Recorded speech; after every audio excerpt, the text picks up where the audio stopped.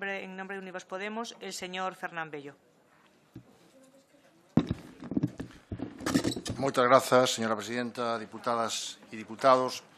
Ya el poeta portugués Fernando Pessoa habló en su día de la existencia de un espíritu ibérico.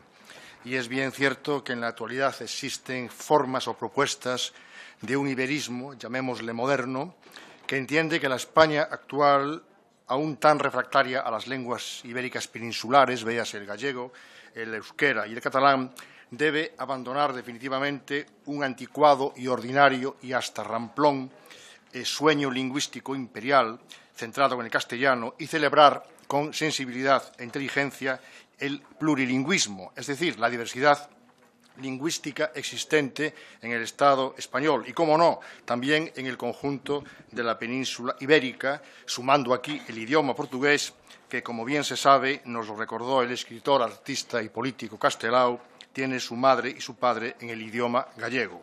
Y tal vez esta realidad explique, quiero pensarlo así, y desde una cierta conciencia iberista, esta proposición no de ley que presenta el Grupo Parlamentario Popular, instando al Gobierno a impulsar una declaración conjunta de un Día de las Lenguas Ibéricas. ¿Se ha convertido el Partido Popular al iberismo, siguiendo pasos ya marcados por Joan Maragall, el ya citado Castelao, Miguel Torga, Miguel de Unamuno o José Saramago?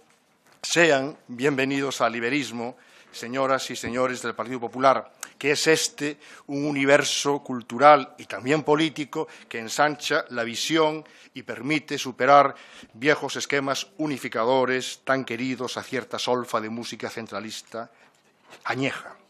Nuestro Grupo Parlamentario Confederal de Unidos Podemos en Comú Podem en Marea, que ya practicamos una suerte de iberismo interno y apostamos por una verdadera iberofonía, va a votar de modo afirmativo esta propuesta del Grupo Parlamentario Popular. Y queremos reconocer también el asturiano, que es dueño de una importante expresión literaria, el aragonés, que cuenta con academia propia, o el caló, ya se ha hablado hoy en esta comisión, hablado por el pueblo gitano, que ya registra textos desde el siglo XVIII.